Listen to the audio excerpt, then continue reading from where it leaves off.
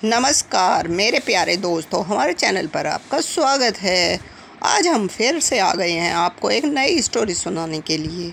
बॉलीवुड की वो गुमनाम एक्ट्रेस जिसने सैकड़ों फिल्मों में किया काम, फिर भी तंगहाली में सड़कों पर और फुटपाथ पर गुजारी रात।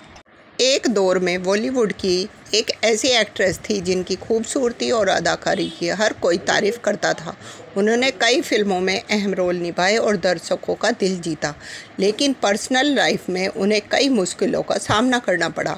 शादी के बाद करियर रुक गया, आर्थिक तंगी आई, रिश्ते में दूरियां बढ़ी और हालात इतने बिगड़े कि उन्हें सड़क पर रातें गुजारनी पड़ी। फिर भी उन्होंने हिम्मत नहीं हारी और दोबारा अपनी पहचान बनाई। उनकी कहानी आज भी इम्प्रेशन देती है। हिंदी फिल्मों में कई एक्ट्रेस ऐसी रही हैं जिन्होंने नेगेटिव किरदारों से लोगों के दिलों में खास पहचान बनाई। पुराने ज़माने में जब भी खलनायिका की बात होती है तो कुछ चेहरे लोगों के जहन में तुरंत आ जाते हैं। उन्हीं में से एक ये भी थी। इन्होंने अपनी अदाकारी से लोगों को खूब डराया। इनके डायलॉग्स और एक्सप्रेशन इतने दमदार होते थे कि लोग असल ज़िंदगी में भी इनसे डरने लगते थे। इन्होंने हमेशा हीरोइन के मुकाबले कम स्क्रीन टाइम में भी यादगार छाप छोड़ी। इन्हीं में से एक नाम सबसे खास रहा। हम यहाँ 6 दशकों तक फिल्म इंडस्ट्री पर राज करने वाली शशि कला सहगल की बात कर रहे हैं, जिन्होंने 100 से भी ज़्यादा फिल्मों में अपने अभिनय का जलवा दिखाया। शुरुआती दिनों में वे बेहद सुंदर और मासूम नज़र आती थी। उस वक्त उन्हें कई अच्छी फिल्में मिली और उन्होंने अहम किरदार निभाए, लेकिन 19 साल की उम्र में शादी करने के बाद उनके करियर में धीरे धीरे रुकावट आने लगी। शादी के बाद उन्हें फिल्में मिलनी कम हो गई और अचानक ही उनकी पूरी ज़िंदगी ही बदल गई। फिर भी उन्होंने हार नहीं मानी और ज़िंदगी से लड़ती रही। शशि कला की शादी ओपी सहगल से हुई थी। वे हाउसवाइफ बनकर रहना चाहती थी, लेकिन किस्मत ने कुछ और ही तय कर रखा था। उनके पति का कारोबार धीरे धीरे डूबने लगा और उनके पास कमाई का जरिया भी नहीं बचा।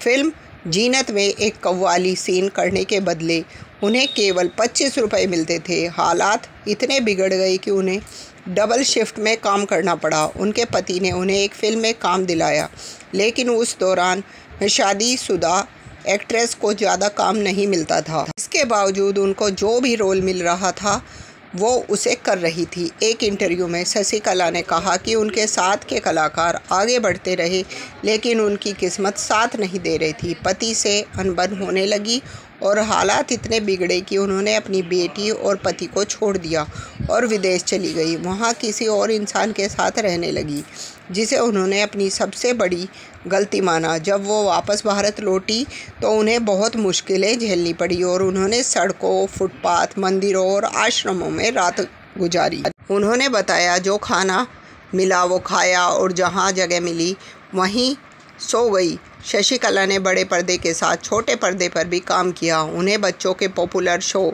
सोनपरी में फ्रूटी की दादी के रोल प्ले किया। इस किरदार से उन्होंने नई पीढ़ी के दिल में भी जगह बना ली। फिल्मों में उनके काम को लेकर भारत सरकार ने साल 2007 में उन्हें पद्मश्री सम्मान से नवाजा, जो उनके संघर्ष और लगन का भी नतीजा था। 2021 को उन्होंने इस दुनिया को अलविदा कह दिया, लेकिन आज भी वो अपनी फिल्मों के जरिए यादों में जिंदा हैं। शशि कला जी को गुमराह फिल्म 1963 में दिखाई दी, जिसने उन्हें सर्वश्रेष्ठ सहायक अभिनेत्री के लिए दूसरा फिल्म फेयर पुरस्कार दिलाया।